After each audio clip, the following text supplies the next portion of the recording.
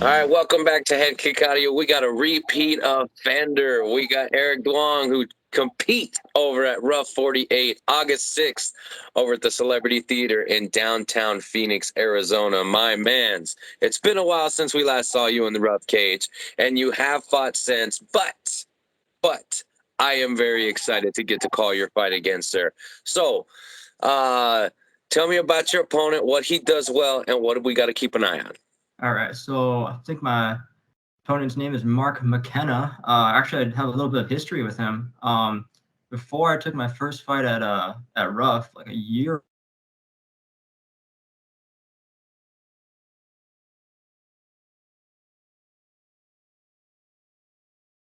You froze pretty bad there. Like you were still frozen. Heard from him again, and then after that, I just never thought about it. And then all of a sudden, someone from his gym came up to train with us, and I'm like, wait, hold on a second, that sounds familiar. Rise. Like, wait, you know Mark? He's like, oh yeah. I was like, is his rib okay? And she's like, yeah. And then like, he owes me a fight, right? And like, I was just saying it, like, never expecting to see this kid ever again, never run into him. And then she's like, oh yeah. You'd probably beat him. And then I'm like, yeah, I think he probably thought that too, or something like that. So then I didn't, and then I guess that somehow world traveled back to Tucson, and then um, he disagreed, thankfully. So we got.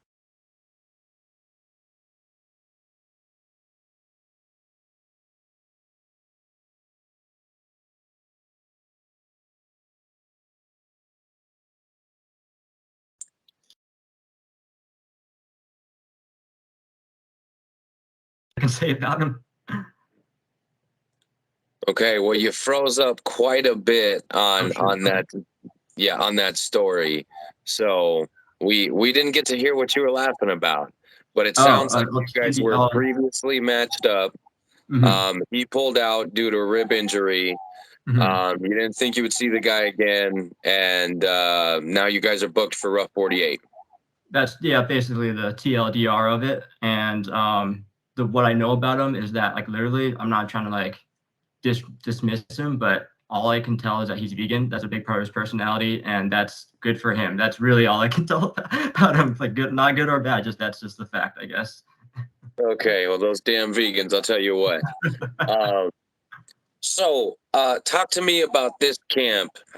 You've already, put in some time with him being a potential previous opponent in the past. So, how are you ramping things up for this one? So man, so much has changed since the last one. So I think with MMA, like, what I realized is that I can't specialize. It has to be MMA, or if I'm doing jujitsu, it has to be like, I kind of have to be that guy doing something kind of weird at jujitsu practice, or that guy in Muay Thai doing something weird, or better yet, just get other MMA fighters, which is hard to do, to like just conglomerate it. So everything with the focus of like the transitions. So I think from a fight nerd perspective, like the word of the camp would be transitions, fighting in the transition, and like have not, because I know you probably see it, the difference between like LFA guys and like amateur guys is there's that gap between, like, we're switching from grappling to striking because they're looking to damage the whole time, but their brains aren't working to try to go between. So that's the big thing for me. Another thing for, like, I think the theme of the past year, you might have noticed me trying to get big on the screen, but it's strength conditioning after the first one. After I fought Chris, he's actually a really cool dude. Like, we talked, like, we all support each other after. Like, he was like, good luck, bro, and I good luck, bro. He's a cool dude. But I did strength conditioning for like a full year, so that is an absolute game changer too. So shout out to my S&C coach Will. He's an absolute genius. So yeah, the transitions would be the word of the day. Okay, and Chris actually just picked up a win this past weekend in another promotion. He fought another RUF veteran in Patrick Quick. So good to see him again. That dude's a relentless man. That dude's a relentless man. I'll tell you that much. So, moving on. So where are your camps taking place? You said that you're now, I believe, in San Diego, if I heard you correctly. So, Whereabouts are you doing your camp? I'm kind of split right now, so not like even next door. So between Flagstaff and San Diego. So Shit. a little bit of a hike, but right now I'm actually in San Diego, so you can tell by the attire, I guess, is theme of the day. But I'll be back in Flagstaff in 3 days, so I'll get that elevation back in. So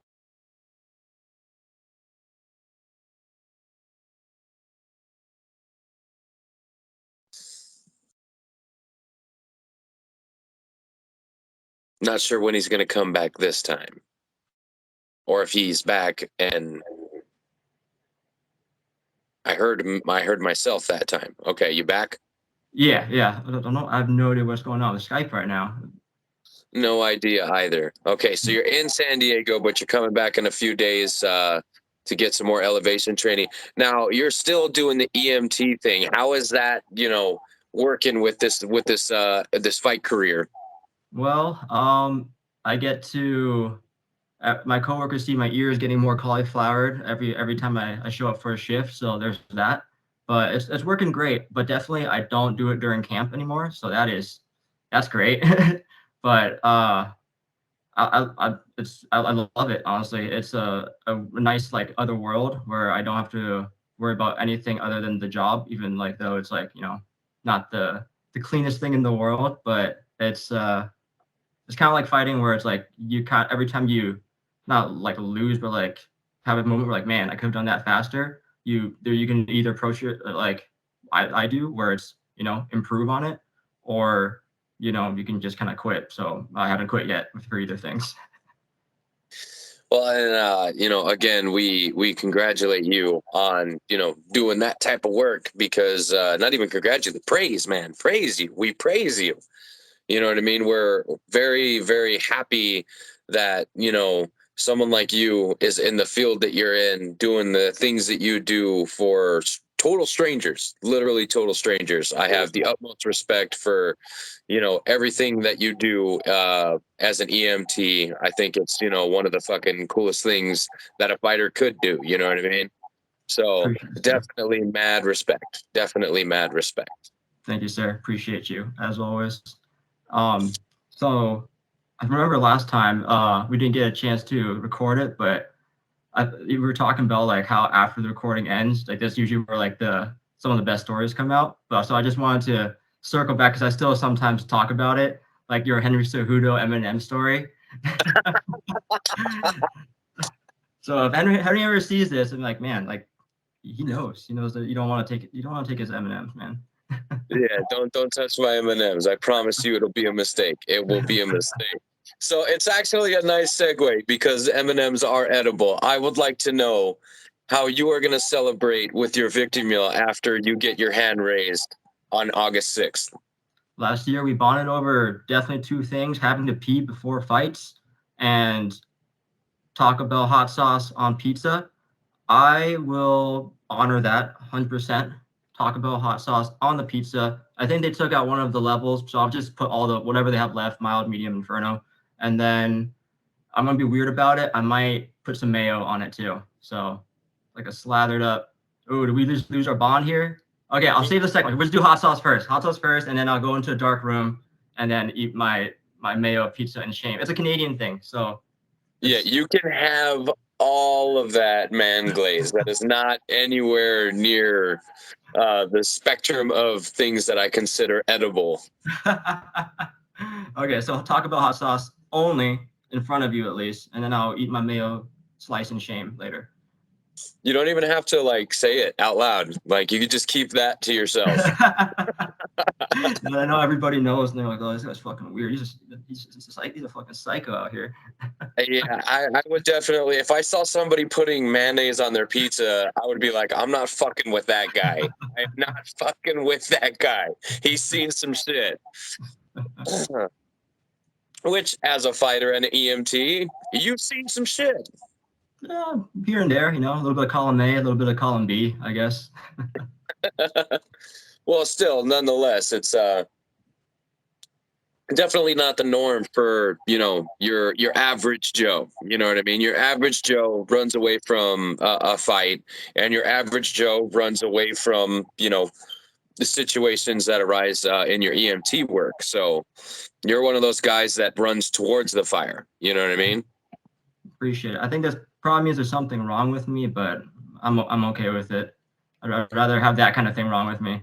There is nothing wrong with you. Now, look, when I was driving home one day, I had a meeting with my big boss, and I'm talking to my wife on the phone, and I'm pulling down like our street before our street, right? So I'm still in the neighborhood, but you know, we go this way to get to my house, and you know, you're just heading straight right before that turn, and I'm like, holy shit, babe, the neighbor's house is on fire, and I just fucking hang up.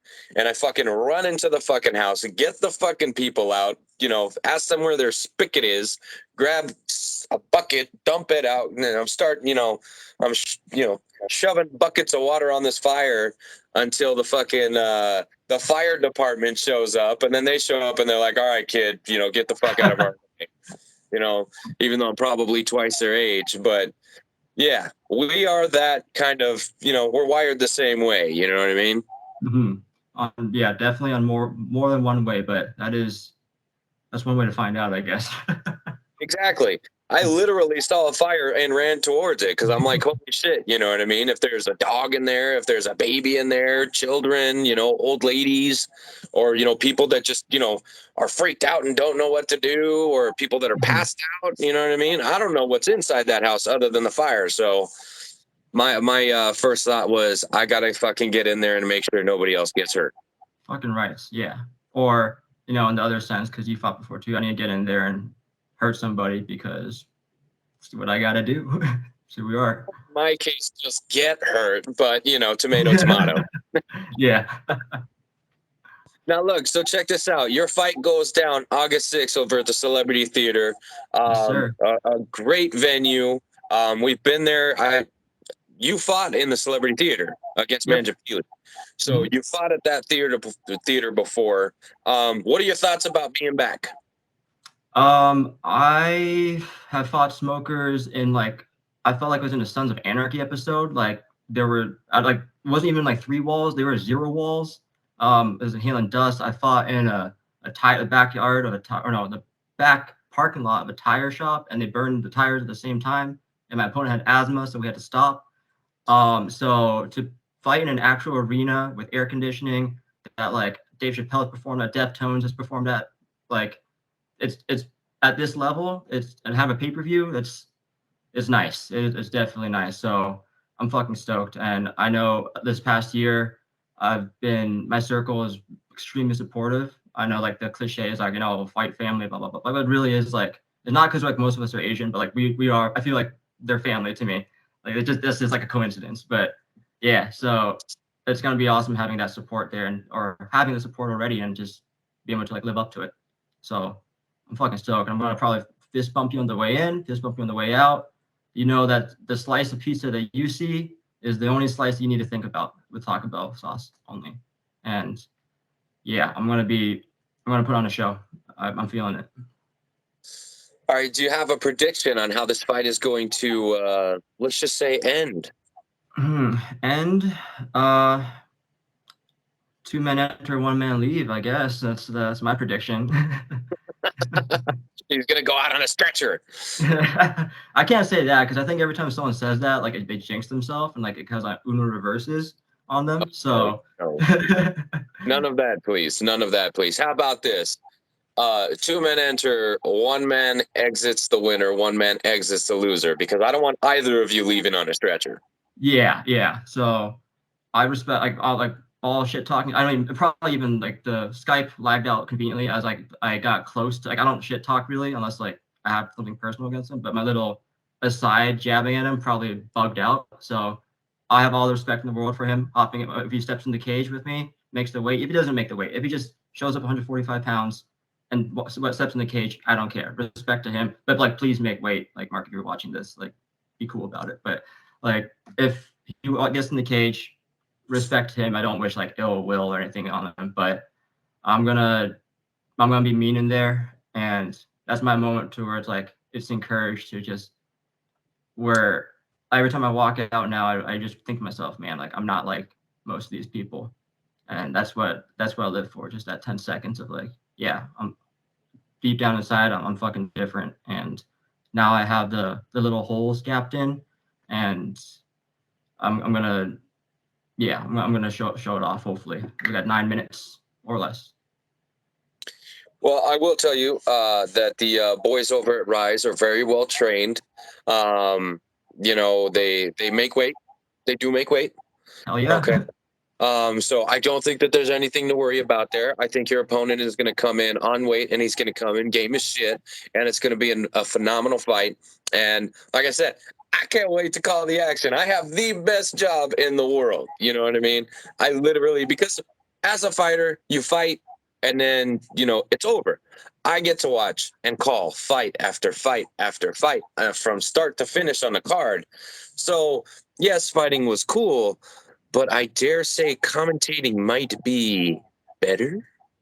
I think, you know, seeing DC's transition, I think he might feel the same way. This is because like you get to enjoy the sport without the like 99% of the stress involved with it. It's like you enjoy it, you benefit it. It's like you're not like technically just like you're not a fan, you're engaged in it, and but you don't have that tenseness. You don't have. I mean, I hope you don't have to pee like as much as I do on fight night. So No, yeah, not remotely as close. very, very long time I haven't needed to pee that bad on a fight night. But yeah, like I said, with the fighting thing, you get to enjoy it for as long as it lasts. Everything up until that point, unless you really enjoy suffering, it's kind of poopy. You know what I mean? It's not all that fun. But you know, afterwards you get a little fat. That's always fun. But you know, that's it. You get the fight, and then you're, you know, waiting until the next one. Although I will say it is fucking frustrating as hell that once we wrap up a card, I'm literally like, okay, when's the next one? Because I'm fucking ready. I will fucking drive back up here next weekend if I have to. So, and the cards are, you know, they're stacking up, you know, closer. I think we have a show in August, I think one in September, and I think one in October. You guys are going pulling off every month now. That's crazy. So props to you guys. That's yes. At an actual venue too, just like a solid venue, like locked in. That's almost unheard of, because like I just found a fucking chicken farm 2 weeks ago, so they barely got that too. Well, again, you are correct. Air-conditioned venue, a beautiful, beautiful venue. I love calling fights at the Celebrity Theater. I love the staff there. They're always super helpful. If I need anything, they're like on it. You know what I mean? Mm-hmm. So super, super, super dope. I really enjoy calling fights there, and I look forward to seeing all their faces, as well as all my fight family and all my fighters, present company included. Thank you, sir. It's gonna be, I mean, not the first time, not the last time, hopefully. So this is a part of the ride. All right, my friend. Well, we've come to the point in the interview where I give you as long as you would like to thank anybody you would like. What? Oh, recency bias. You probably saw the comment too. Oh, hold on. We got to hold. You're going to have to repeat everything you're saying because you froze again. And we're not going to freeze on the thank yous. We have to come back on the thank yous. So as soon as you come back, you're redoing this all over again. So remember everything that you're saying. Even though you can't hear what I'm saying, you're going to have to repeat your entire thank you beginning. I guess Skype doesn't want me to show gratitude, but it's okay. I will do it again. We'll do it again. So, okay, we're good. Okay, first, ooh, we're lagging. I'm not lagging. Am I lagging? I can hear you, but you're not moving. Nope, and now I can't hear you. Man, Skype is really bugging. Skype says, nah, not today. We're speeding around this. We're gonna get this little window here. Okay, first off, as you probably saw the comment, Ivy Nixon from the lab, he commented on my stuff, but we sparred before. Absolutely changed my world. That dude, like, if you don't like me, like, buy it to watch him, because he's fucking special. So shout out to Ivy. Shout out to Isaiah, he's flown all like I don't know how many times to corner me. I'm cornering him. Isaiah Figueroa, he's a fucking savage. He's awesome, like amazing wrestler. Shout out to 66 Jiu-Jitsu. Also on a drop of a dime, my coach Mario has driven to California and back like 4 times for me. Never said a word about it. Just cracked a Monster Energy and that, yep, here we go. So those type of people, everyone at Ites and BJJ, Coach Troy, Andrew, like just literally 30 people showing up for me like they don't have to. And then yeah, like I guess that's everyone in this world, like that in my world here, they get it. So yeah, shout out to Ites and BJJ, 66 Jiu-Jitsu. You guys are familiar. So hope you do you proud. Again, the fight takes place August, not October. We're not there yet. August 6th, over at Celebrity Theater in downtown Phoenix, Arizona. What is your @ so people can follow you? Of course, I'll have it at the screen, but in case somebody can't read. Questionable. So it's at Merrick Nation. So it's just Eric with an M. I don't even remember why it's like that, but MERIC Nation. Small nation right now, like 500 followers, but maybe 600 if you feel like it. If I got Let's KO, go. maybe. Yeah, so now we're talking.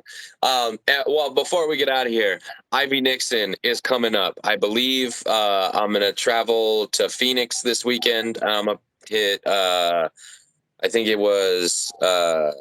I can't even remember all the gyms, but I know the lab is one of them.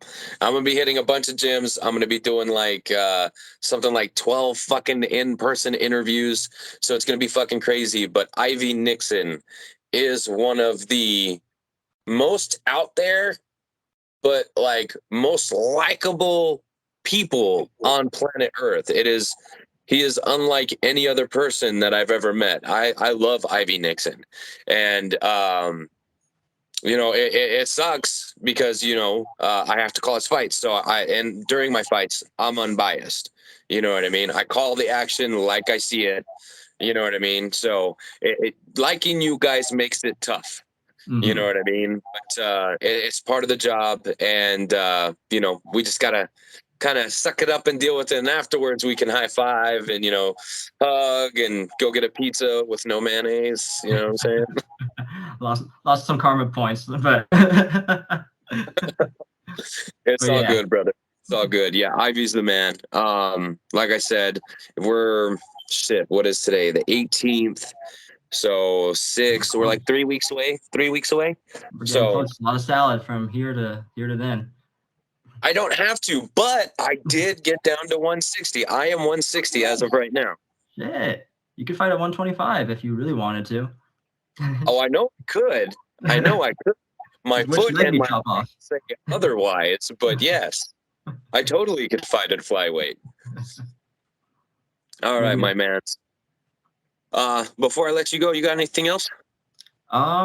Just it's good to be back. It's good to see your smiling face, and I'm glad to see how active you've been in the community the past year too, and seeing all these different promotions and fighters shouting out, and appreciate what you do for us fighters, because I don't think, at least in the Southwest, like definitely not. I mean, even nationally, like I don't see anyone else doing this type of stuff. So yeah, I said a year ago, and I'm saying it again. That's like, thanks for doing this, and appreciate you, man.